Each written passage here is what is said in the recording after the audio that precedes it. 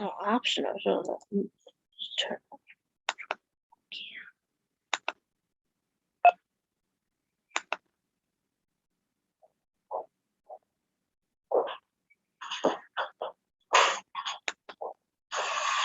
Hello, everybody. Hey. Hey there. Hello. Hi, Mandy. Hi. Hey, Deshara. Yes. I was wondering, are you already working in the schools? I know Aisha is. I was wondering, did I see where you were also working? Oh no, I don't. Okay. I couldn't remember if you were or weren't. I'm gonna wait a couple minutes and see if anybody else joins. Okay.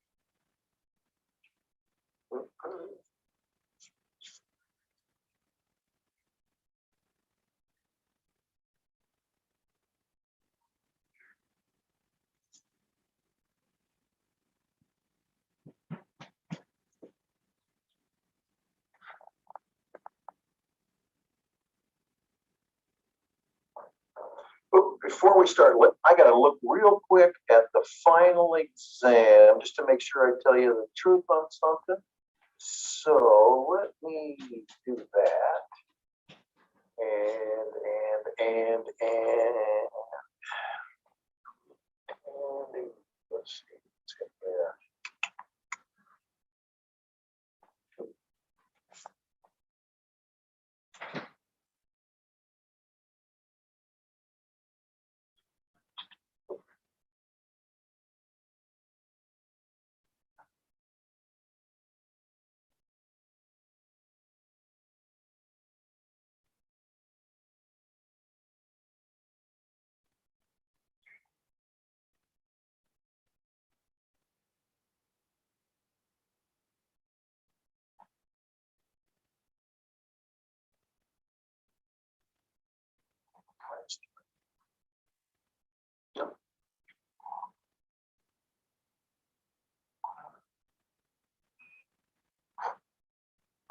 Go.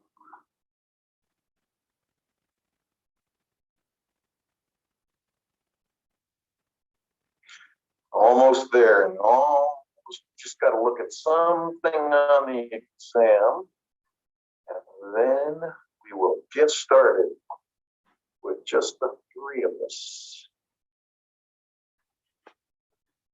Whatever it opens.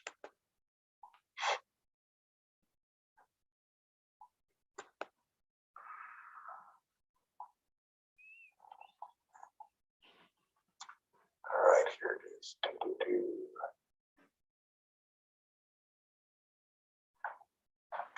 See, click that up, close that,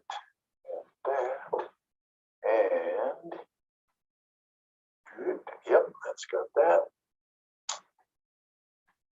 All right. right, it's just the three of us, it looks like, so we're gonna go ahead and get started anyway.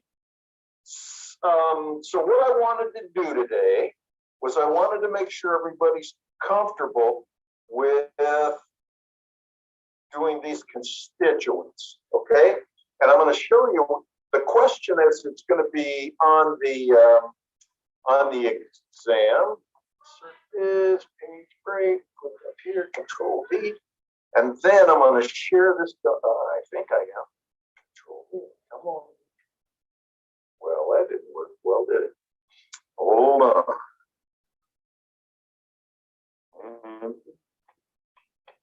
Downloads. There we go. Right. In here. So I want you to know how this thing is going to look. Control C. Oh, I know. C. It's gone. Come on. Why is it not making a copy? All right. I'm going to just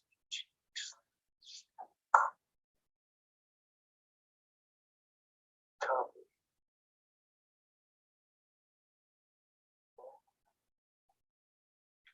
Paste it. There we go. All right, so let me share this with you, and then we're off and running. So I go here so I can share it, and there, and let's see, sky. Okay, so when we get into the exam, on the final exam, a large part of the exam is going to be looking at this constituency analysis. So what I want you to realize ahead of time is what I'm going to be looking for is there are going to be 5 different sentences on there. And what I want you to do is go in and identify all of the constituent phrases, right? Let me see if I can make this a little bigger to make it easier to read like that. And so the first thing you're going to do is go in there and list them. You remember what I said, hopefully, before. I said, if you're going to go in there and use these, make sure you list them. Don't try to go in and draw brackets and parentheses around things or label individual words, because I won't know if you're pulling out the phrase properly. And for those people who actually go in there and use brackets and parentheses, very often they get messed up. So the best way to do it is just take your time and go ahead and list them one at a time. And I'm going to want you to go in there and get all of the phrases. That includes the big phrases. It also includes the phrases that are embedded inside bigger ones. And that's what we're going to practice today. And you should have, when you're taking the test, you should have that thing called constituency tests. And have that available so you know that you are getting the right constituents by looking through those and applying those tests. But you don't need to tell me which tests you used. You did in another case where we actually did that. I'm just suggesting that you're going to want to use those tests and actually apply it to the sentences. But you don't have to tell me which ones you used. If you don't use them, I won't know. But the first thing I'm going to do is I'm going to look for all of the individual phrases in here. And as I do that, I'm going to take however many there are and divide them up. And so getting all of the constituent phrases and the subphrases within them is worth 2 points. And then for each one of those constituents or each one of those phrases you call out, I'm going to want you to tell me what the function is. Now, the function, you may remember, are going to be things like it's the subject, it's the predicate, direct object or indirect object, subject complement, object complement, and adjunct. the kinds of things that you can throw away. Now, I would also suggest that you test your ideas using the bottom part of that constituency test handout that talks about specific rules. It helps you figure out which function you're talking about. It tells you how to prove to yourself that this is the direct object, or prove to yourself that this is an indirect object. And that's for you. Once again, you don't have to tell me which rules you use. And I suppose if you really think about it, you don't have to actually use those rules. I'm just suggesting to you that that is a good idea. That is also going to be worth 2 points. So you get 2 points for giving me all the phrases correctly. You get 2 more points for identifying the function of those phrases. And then you may remember we had that verb type exercise where you tell me, hey, this is an intensive verb, or it's a monotransitive verb, or a ditransitive verb, and a complex transitive verb. That's piece that we're going to be doing as the first half of the final exam. So I want to go through the first one with you, and then I'm going to let you two work on the second one. But here's the first one. And so we need to go in here. Let me see if I got this. There we go. All right. So we're going to come in here, and what we want to do is start listing the phrases. So I usually like to start with noun phrases. You don't have to, but it works well for me. So I'm going to go in here. Can you tell me a noun phrase? Deshara, can you see a noun phrase in here? Hold on. I'll run to the kitchen really quick.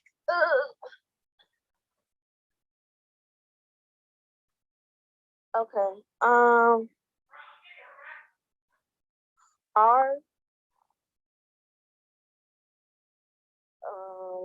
Our perspective. That's great. All right. That's exactly correct, because that our is a determiner and it's part of the noun phrase. You see another one? That position. There you go. That position is the second one. Great. Okay. All right. Let's see. I think that's all the noun phrases. Mandy, what's the verb phrase in here?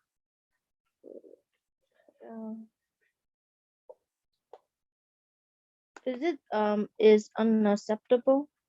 You are correct. Is unacceptable.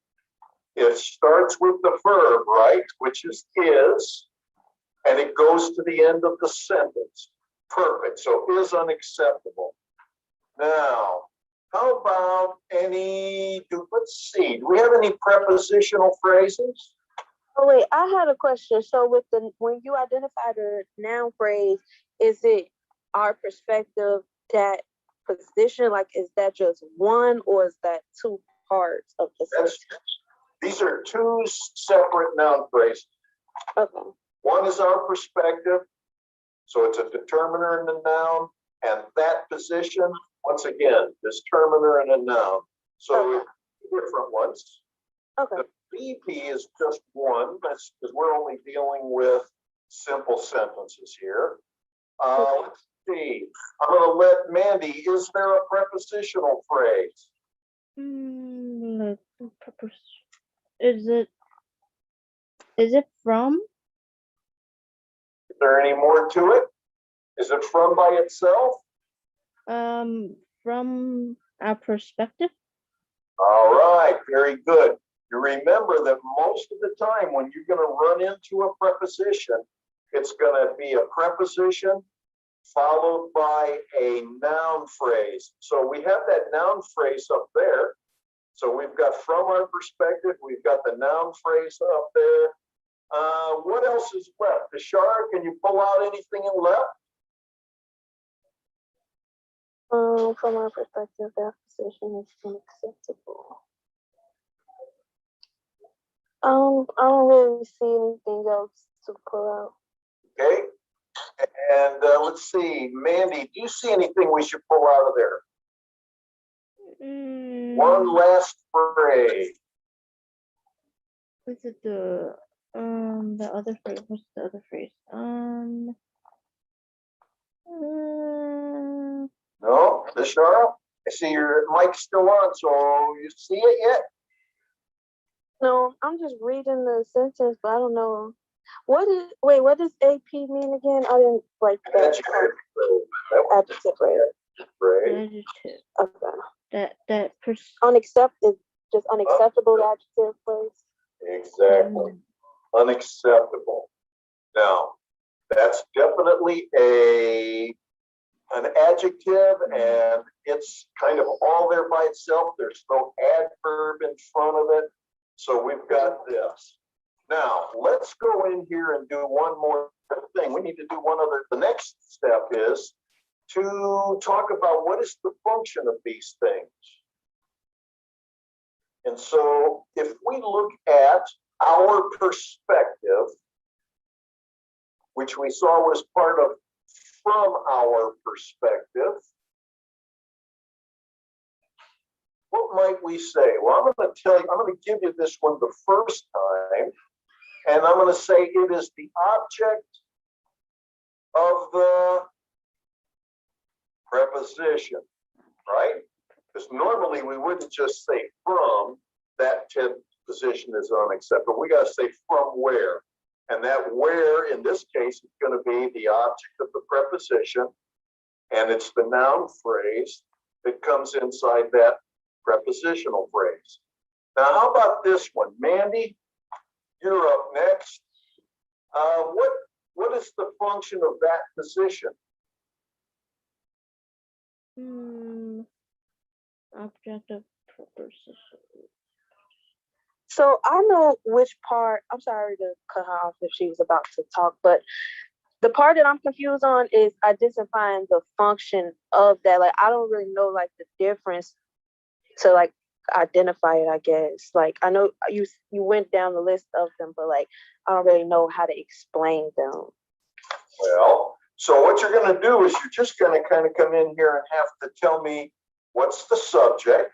There will always be a subject, right? Okay. And there's always going to be a predicate. So you can tell me that. The subject is going to be whatever is the subject of the sentence, whatever is doing the action or being described. The predicate is going to be the verb phrase. Exactly. The entire verb phrase is the predicate. Sometimes we're going to have direct objects. Sometimes you might have indirect objects.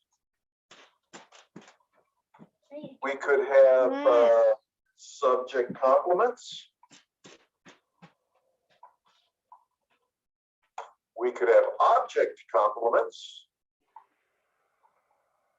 What else did we have? I said we also had adjuncts.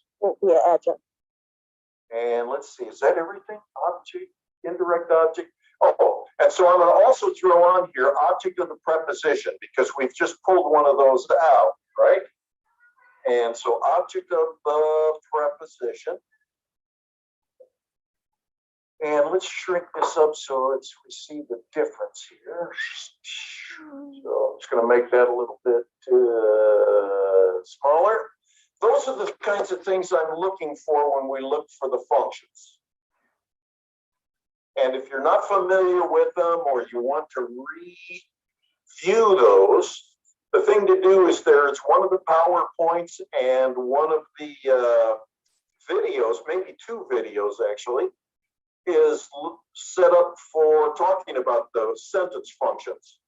And so if you're not real familiar with those, or if you're not comfortable with them, make sure you go back to that PowerPoint and back to that video, or maybe it comes in two parts, might be a two-part video, to go back and remember what these things are. And also, if you're still not totally comfortable, the next thing I would do is I would go in there and start looking at the sentences where we've already done these exercises and look at the keys. Because on at least, I think, constituent exercise 2 and 3, and this one when we're done, will all show you not only the phrases that we pulled out, but it's also going to show you what those functions were based on the information that I put in the key. Okay? Yeah. Is that too much information? No, it's okay. Okay, great. So, Mandy, we're back to you again. Okay. What would you say is the function of that position?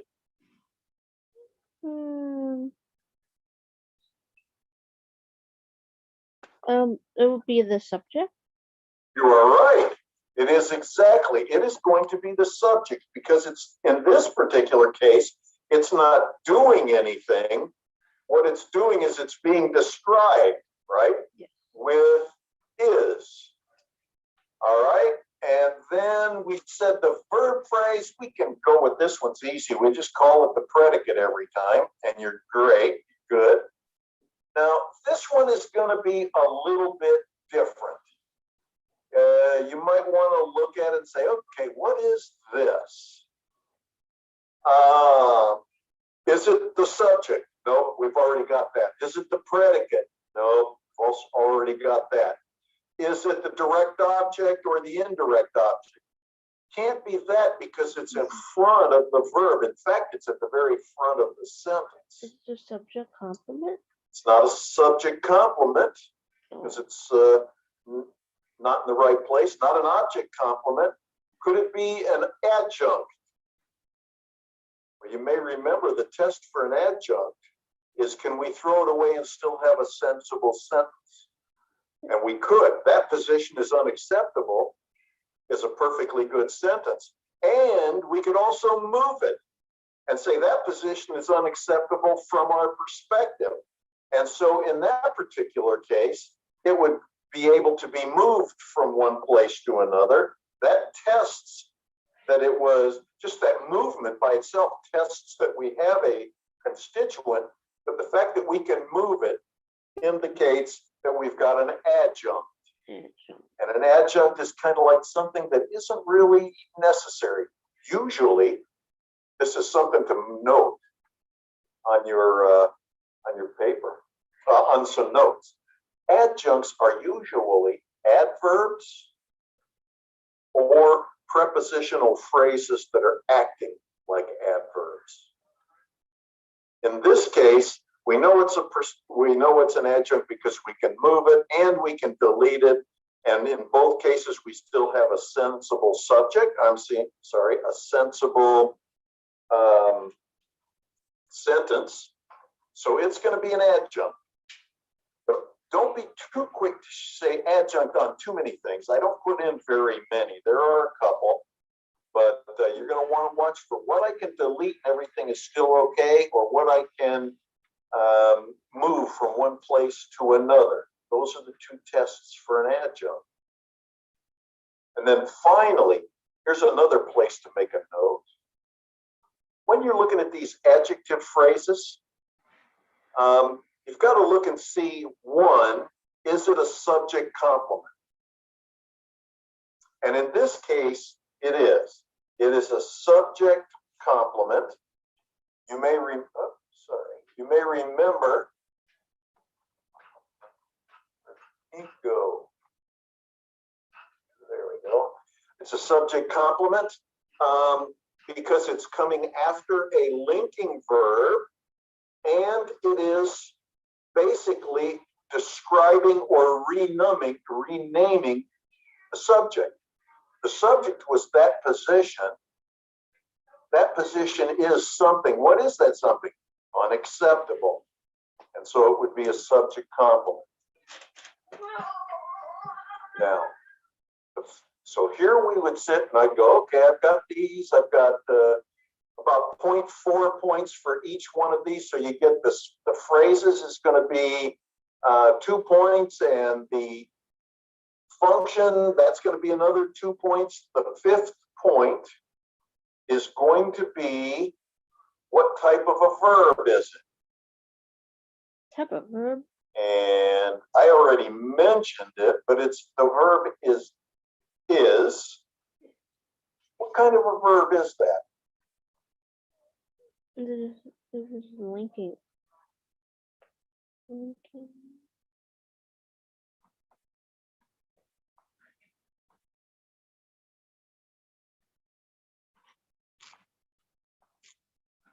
I already said it before, accidentally. This is going to be a linking, or also called an intensive verb. I'm going to go right in there, change this to black, boom. And so,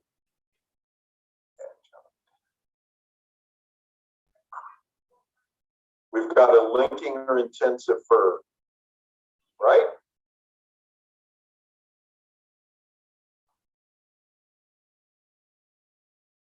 So I'm going to stop right there and say, any questions that you want to ask about this before I give you the opportunity to work on one together?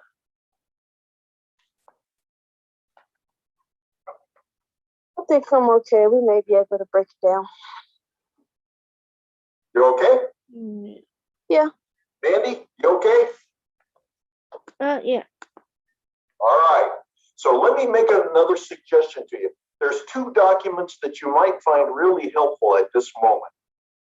One of them was the handout that said verb categories or verb types. I don't recall the absolute title, but it talked about 5 different kinds of, where's the hand? There it is. 5 different kinds of verbs. If you have that handy, it would be helpful, because that will help you in trying to determine this 1 point per sentence, because it tells you what do I look for to determine whether this is an intensive, intransitive, monotransitive, ditransitive, or complex transitive verb. And you're going to have to do that. That's going to be 1 point for each one of these. So if you can lay your hands on it, that would be good. My next suggestion is, let's take a look at this sentence. I want you to write it down on a piece of paper, and I'm going to let you two work on it by yourselves for a minute, for a few minutes, and then I'm going to come back and then we're going to talk about it again. Well, basically what I want you to do on this one is basically just what we did on this sentence. Come up with a list of all of the phrases or constituents, come up and name each one of those constituents as to its function in the sentence, and then give me the verb type. Okay? Have you written down the sentence? Yeah. Great. Yeah. Here's what I'm going to do. I'm going to stop sharing this. I'm going to set up a breakout room for the 2 of you. And I am going to let you just work on this. And when you guys are done, come back and let me know. Okay? So I'm not going to say, oh, you got 3 minutes or you got 5 minutes. You guys work on it. Try to get out all of the phrases. Name the function of each one of those phrases. And finally, tell me the verb type. Ready? Sure. So you guys talk this one through, and I'll be here waiting for you when you get back. Okay.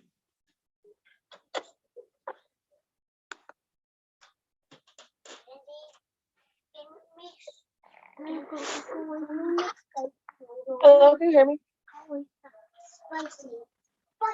Hello. Hello. Hey. So I just wrote the sentence out. I said the noun phrase is berry. And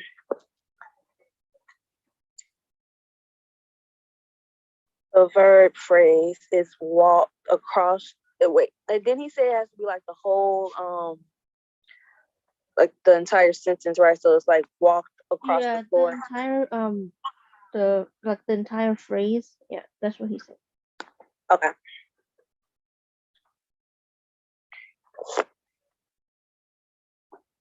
And then preposition.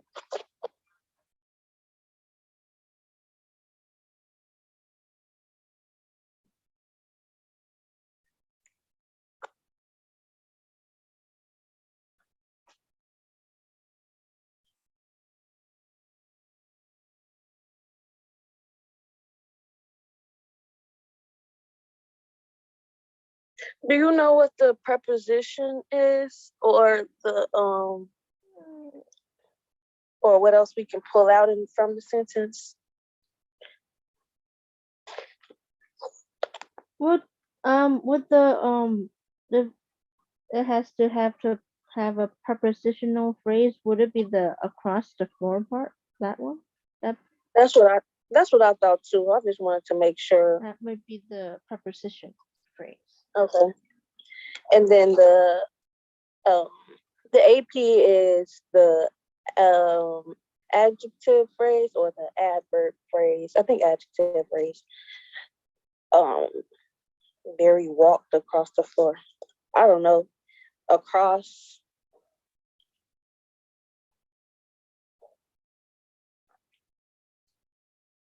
Yeah, I think that might be it. That for the AP one. Okay. So then going back to the top, um the noun phrase was Barry, and then he put object of the preposition. This is the part like I really struggle with identifying the function because I wasn't really clear on the understanding what they meant. But I'm gonna still try. So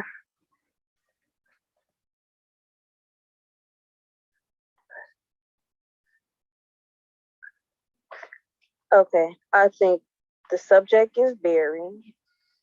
Subject. The walked across the floor, that's the predicate. Yes. Predicate. Um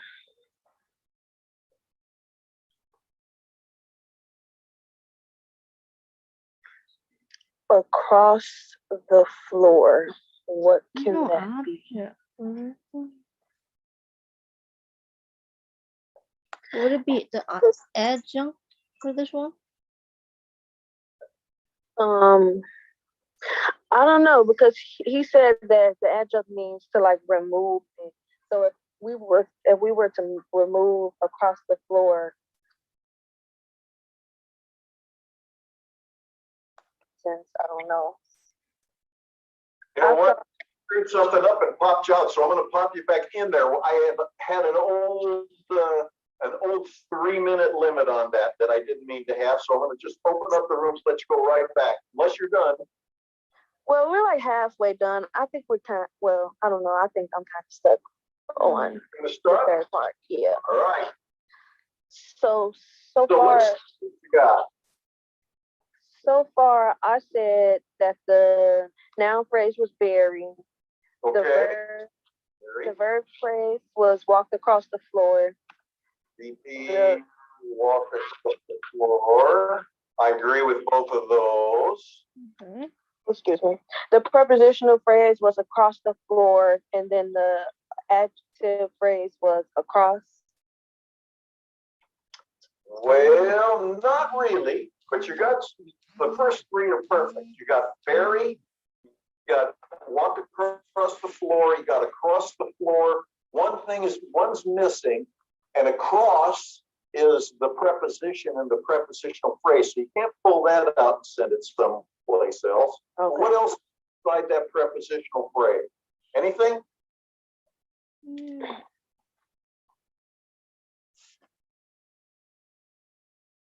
I don't know. Mandy, what do you think?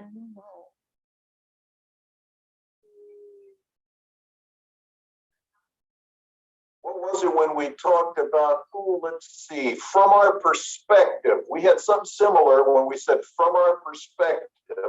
We had a prepositional phrase.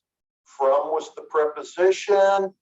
That leaves us with across, in this particular case, the floor. So what do you think? That's all. So I want to say subject, but I feel like that doesn't make sense. No, it won't be the subject. So here's the listing. No, maybe I don't have it shared. I guess I gotta remember to share it. Here. Share it. Boom. object complement? There we go. So take a look. We've got up here, we had from our perspective, and we called that out as a prepositional phrase, right? Mm-hmm. And I said almost every prepositional phrase you run into is going to have a noun phrase in it. Mm-hmm. So if that's true, and I look at across the floor, what do you see inside that prepositional phrase? Oh no. The floor. The floor. The floor. The floor. And that's what kind of a phrase is it? Noun phrase? Is that another prepositional phrase? No, prepositional phrase is just across the floor. What is the floor? What's that? What kind of word is that first one? The. The predicate.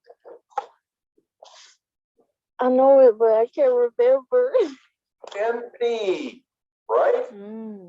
Oh, the noun phrase. Floor. Oh, okay. Got it? So, yeah, because it's yeah. All right, so we've got this part. Now let's start looking at what are the functions. Let's do the easy one. The easy one is the predicate, right? We just say, okay, it's the predicate. Yeah, and then we said the subject was very. Right, okay, great. So very is the subject. Now we've seen what this noun phrase inside the prepositional phrase is. We call that what? The noun inside of The noun phrase that's inside the prepositional phrase. What's the function of the floor? It's the, look it up here. Object of preposition.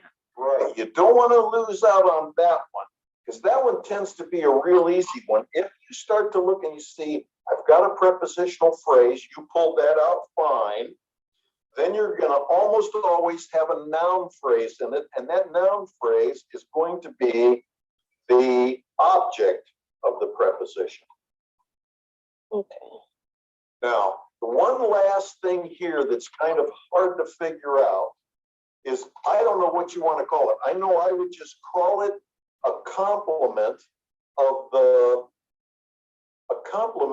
the verb, because it's kind of talking about where the verb, what's happening with the verb. He didn't walk up the stairs. He didn't walk down the street. He walked across the floor.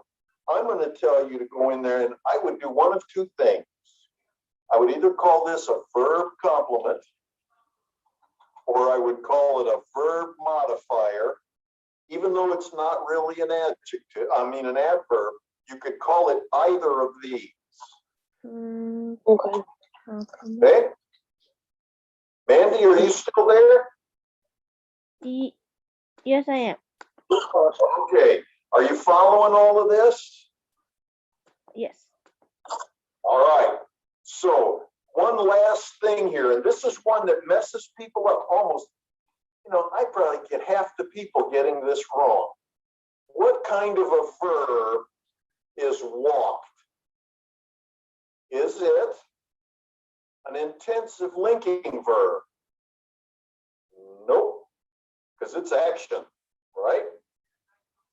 Is it a transitive verb? We got three kinds of intransitive verbs: monotransitive, ditransitive, complex.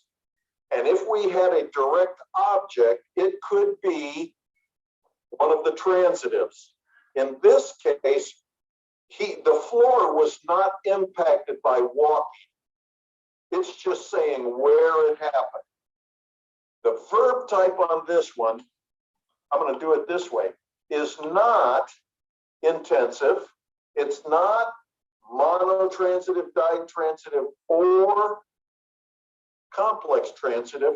What is left of the 5 types? Mandy, we think. Not intensive, not mono, not di, and not complex transitive. That only leaves one. What was the last one? Didn't you say the direct object verb? I mean, direct verb or something like that? Well, I said we don't have a direct object, No. right? Oh yeah, no, we don't. We don't. And so it can't be one of the transitive verbs. It must be, What's the last one? Intransitive. you got it. Intransitive. Now, this is one to watch for both of you as you get in there. I know there will be an intransitive verb. And if you look at it, you go, wow, there is no direct object. Across the floor is not a direct object. Like he threw the ball would be a direct object. But walking across the floor with this prepositional phrase is saying where it happened, not what was impacted. So watch for the intransitive. The intensive verb is going to be the kind of thing where it's a state of being verb, some type of state of being verb. But when we get down to a verb that is not transitive and it's not a linking verb, that only leaves you with one. And it is intransitive verb. Okay? All right, I'm going to do the same thing again. Here, write down this sentence. Fox News declared Joe Biden the winner in Arizona. Okay?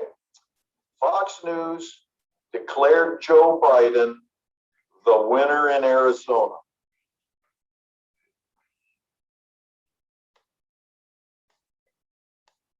I'm going to do the same thing again.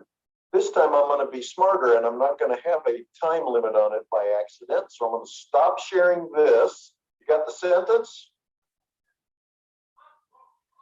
Yeah. Okay, here we go. Then I'm going to just put you in the breakout room. It's the same. Make sure the option is not here. Boom. There we go. And I'm just going to open the room and let you guys go in. Come out when you've got your answer.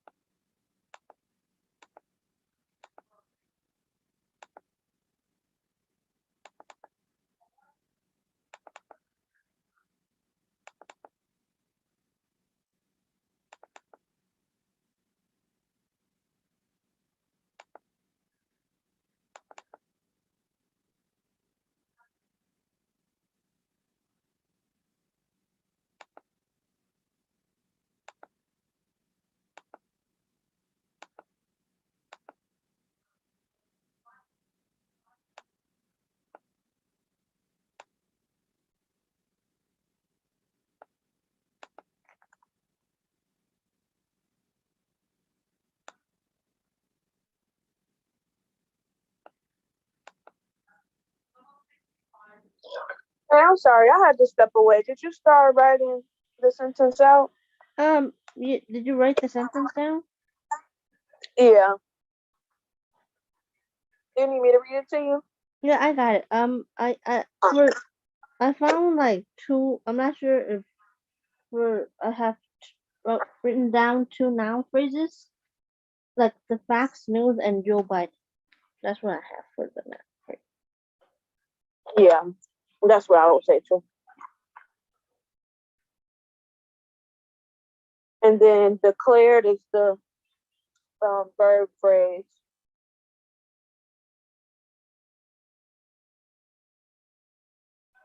Um,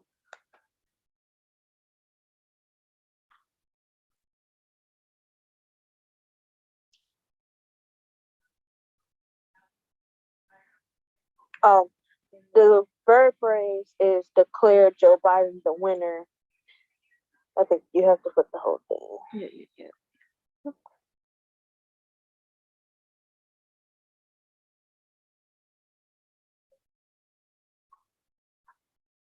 I don't know if it's the winner. I'm gonna just write the whole thing.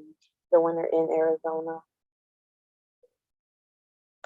I wrote the whole that part like declare and end up with Arizona for the verb phrase for that Okay. part. Yeah.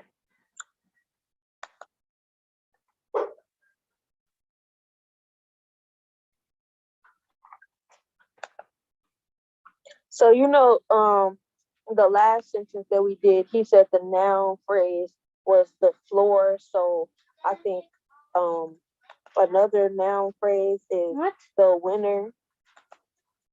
I think. You you think the winner is also a noun? Yeah, Sorry. that's what I figured. Oh, okay.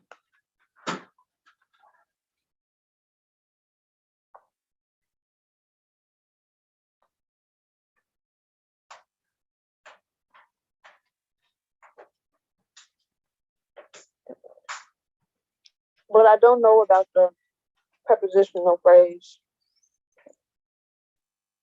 because from the last one it was across the floor, and then the first one was from our perspective. This one might not have one, maybe. Okay. Maybe, and then just maybe have the adjective or like the adverb phrase. Oh yeah, that's true too. But um,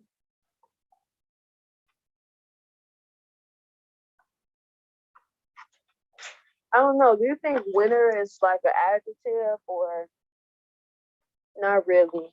Not a ad. I can't really. I don't really know.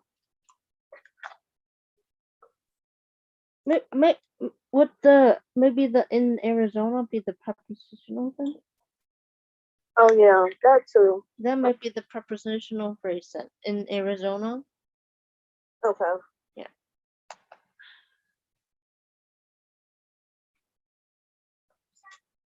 Okay. So we did the list. I don't think it's anything else that we have to identify. So, excuse me. The Fox News is the subject. The declared Joe Biden the winner in Arizona is the predicate.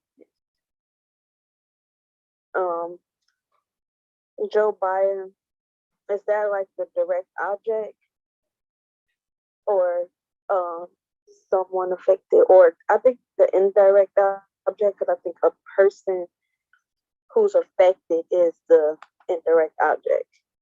And the winner may be the direct object. I think. I don't know for sure. Yeah. I think that might be true. Yeah, that might be it. Yeah. Okay. We can always ask. And then in Arizona, what is that?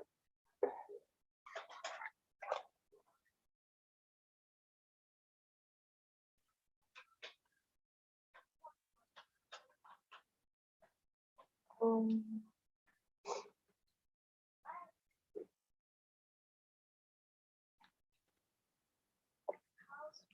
compliments.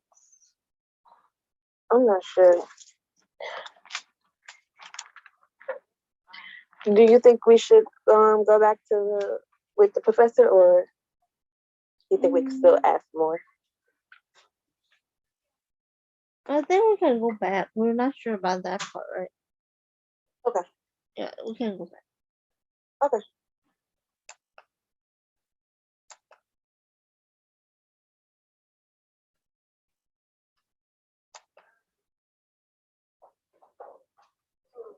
All right. How'd you do on this one? Better. We made a little bit further, but still was a little stuck. Okay. Um, So let me share this document so we can write this stuff down as we go. Let's see. This guy. There we go. All right. Well, Mandy, you want to get me started? Yeah, sure. For the noun phrase, we found we have a total of 3 noun phrase. The Okay. first one is Fox News. Great. Okay, so NT, Fox News. I agree with that. Oops. All right, that's one. The second Second. one is Joe Biden. All right. So let's do that one. Get that in there. Joe Biden. Wonderful. What else? And the winner. The winner. Okay. NP. The winner. Oops.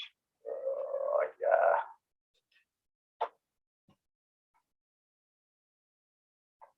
All right. What else you got?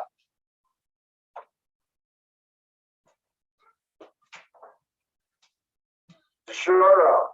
Give me some. Give me some. the verb phrase was declare Joe Biden the winner in Arizona. All right, sweet. So that's exactly right. Declared Joe Biden. I'm going to go like this. Keep it short. Arizona. Right? So it's that whole thing. And hey, while we're here, a verb phrase is also called the Predicate. great. We got that. All right. What else do we have? We said the preposition was in Arizona. All right. We do that in Arizona. Great. Declared Joe Biden the winner in Arizona. Great.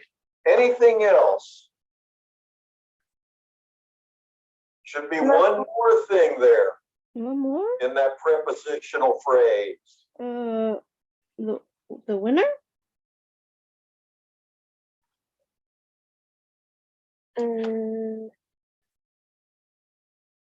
The winner. No, that's not in the prepositional phrase. Just that the prepositional phrase is in Arizona, right? What did I say comes at the end of a prepositional phrase? Almost always. A noun. Either the noun or the verb. That's not usually going to be the verb. There's going to be a noun phrase there, though. And what is the noun phrase?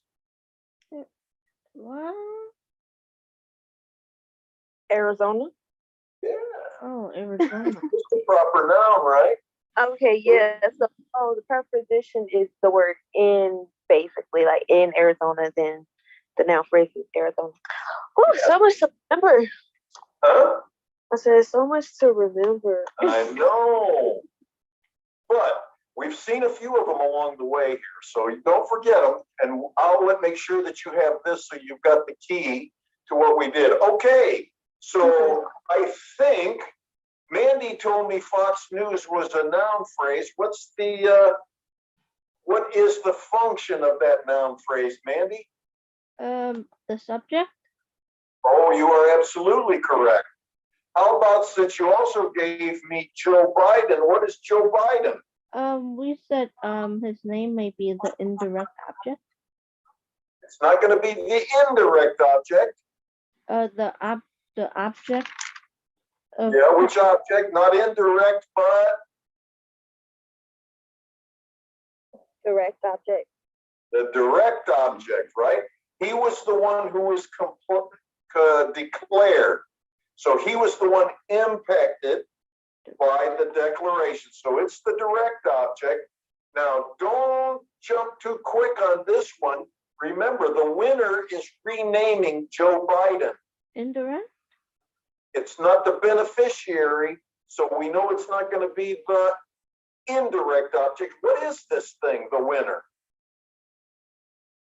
This is the one you probably never heard about until you got into this class. Was that the object of the preposition? No, not here, because we don't have a preposition. It is the Oh, yeah, object. yeah, yeah. Oh, the Object of. Mandy, what do you think? You never heard about it before you got to this class. We used to have something called a subject complement. Now we got an object. Oh, okay. complement? Huh? Was it going to be Object object complement? complement? It's going to be the object complement because it is taking the direct object and it is renaming or describing it. In this case, it's kind of renaming it, right? Joe Biden is not just Joe Biden, he's also the winner. Joe Biden is the direct object, and the thing renaming the direct object would be an object complement. We got the predicate. Let's see. What do we want to say? In Arizona. I think I know this one. Okay. Is that the, well, no, because it would be object of the preposition if Arizona was like a object and not like a place. So Because normally the object of the preposition is going to be some kind of a noun. And this is a proper noun. So in fact, you're correct in you're almost there. So we're going to call this the object of the preposition. Okay. Yeah. Of the prep. Okay. This is another one that's a little bit tough. I would say on this one, I'd probably just go back in there and say it's another verb complement or a verb modifier because it's talking about where he was declared the winner. So in this case, I would just go in here and say, let's call it a verb modifier. Now, here's the trick. We have a direct object and we have a, let's see, we have an object complement. What kind of a verb is that going to be? Complex transitive.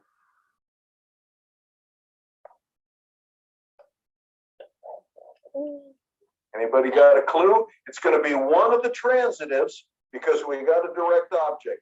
So it's going to be either monotransitive, ditransitive, or the object, I'm sorry, the complex transitive. Is it the complex transitive? You are absolutely correct.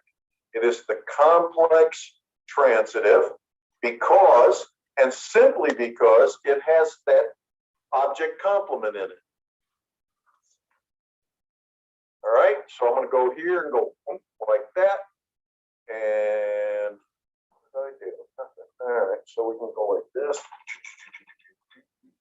So it's going to be the complex transitive type. Want to do one more? You guys want to do one more? yeah, we can. All right, here we go. Write down the sentence. Yeah. Let's write down the sentence. Sarah babysat Charlie during the weekend. Sarah babysat Charlie during the weekend. I'm going to come in here and I'm going to go like that. Let's see. So I'm ready to send you to the room. Ready? Yeah. I'll be waiting.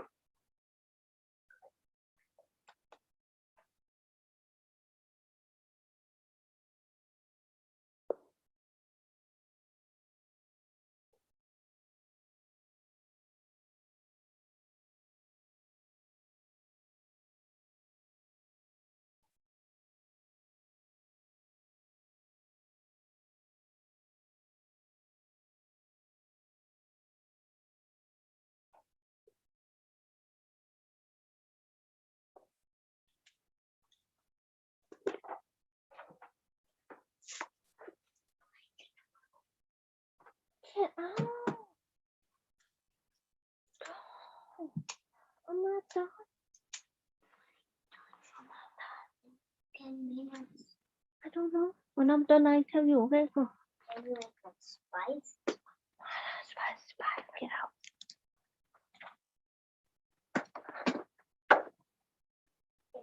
All of this. I got 2 spices. I'm gonna get tummy eat food. 2 spice packs. Even vegetables. Sarah. Charlie.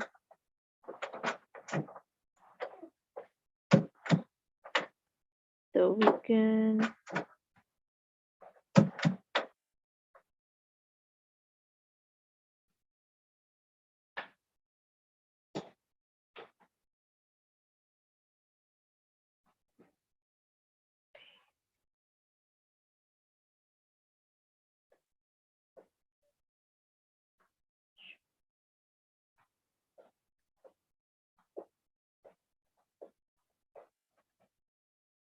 Weekend.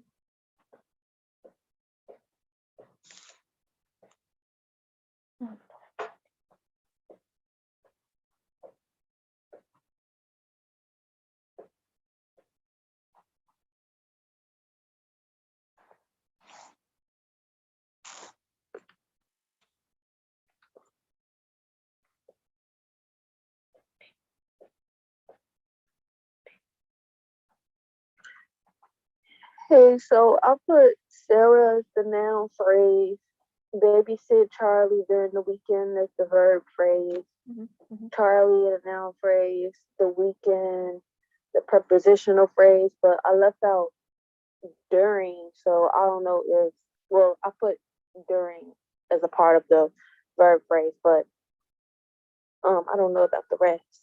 Like, what else did you identify in the sentence? I got the same thing as you. Okay.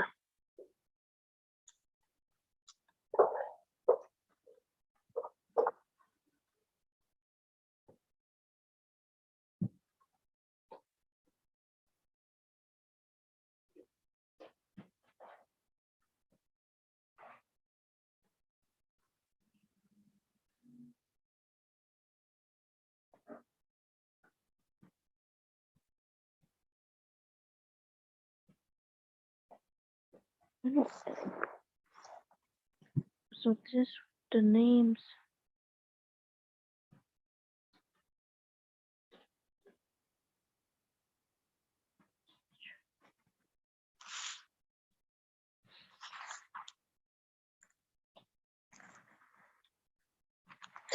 And then did you put subject for Sarah and then predicate for babysit Charlie during the weekend?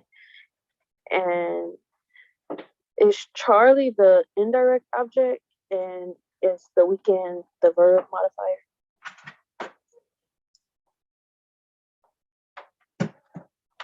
I think so, maybe, yeah.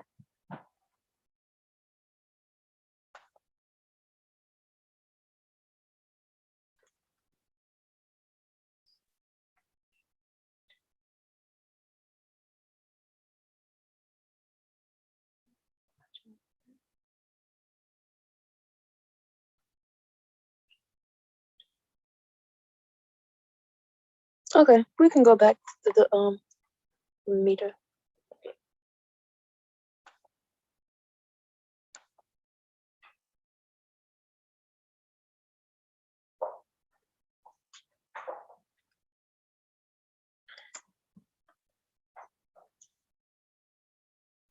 Hello.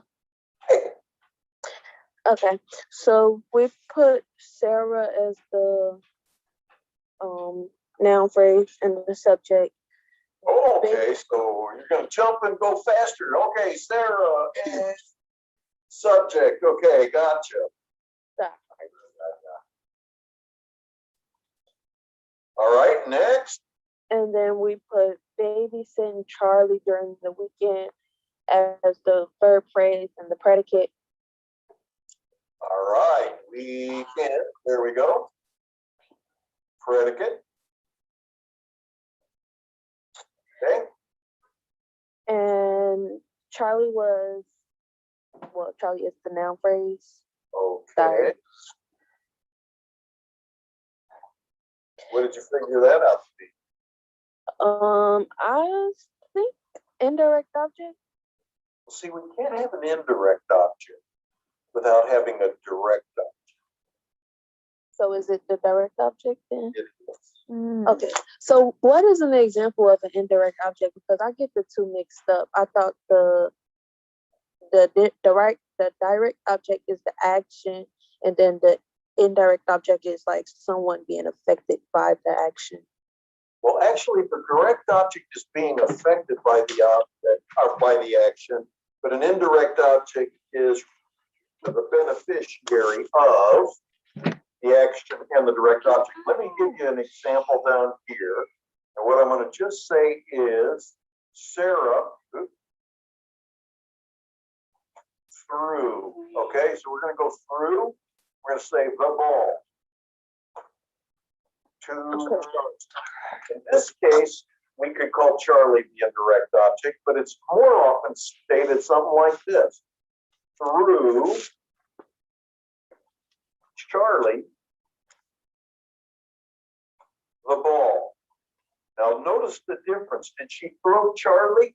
Did she pick up Charlie and throw him? No. What she did pick up and throw was the ball, right? So the ball is the thing that is receiving the action of threw. But Charlie is the person that she threw it to, or the beneficiary of throwing the ball. Now, one quick way of looking at something like this, if you see something like this, Sarah threw Charlie the ball, the way to check and see if Charlie is an indirect object is to put it into this form, where you take Charlie from here and you move it to the end with 2 or 4. And so while Sarah threw Charlie the ball, subject, predicate, indirect object, direct object, up here, this is where we can actually move Charlie to the end and say, Sarah, subject, threw the ball to Charlie, predicate, the ball, direct object, and Charlie, after the word 2 or 4, is the indirect object. Okay, it's more clear now. So it's a little tricky, I tell you. It's easy to get messed up, but the way I look at it when I try to figure this out is I say, can I move Charlie to the end after the word 2?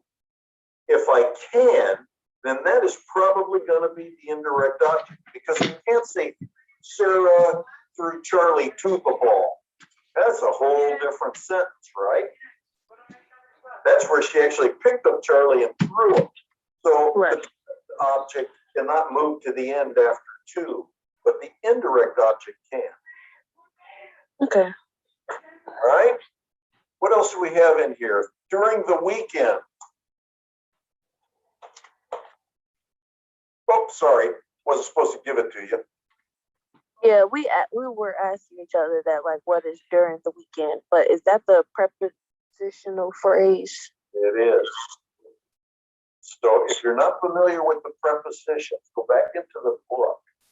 And there's a place where it lists all the prepositions, or most of the common prepositions. Make sure you're really familiar with those.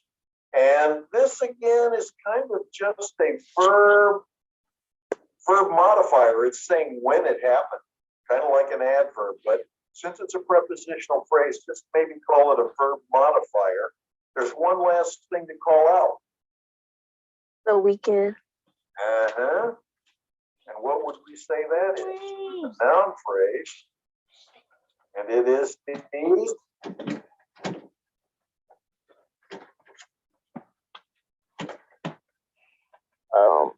object of the preposition? Yes. Yeah.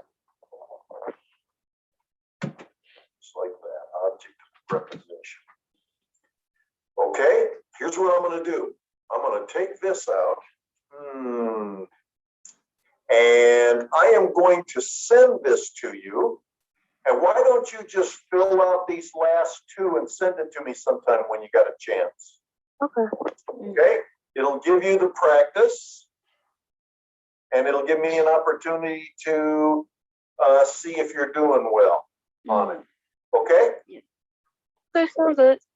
And so what I did up here was I left these in place, so now you will be remembering what that part of the test is going to be like, what you have to do, what kinds of things you're looking for, what I'm going to be looking for in terms of your answer, and you've got two more practice questions down there.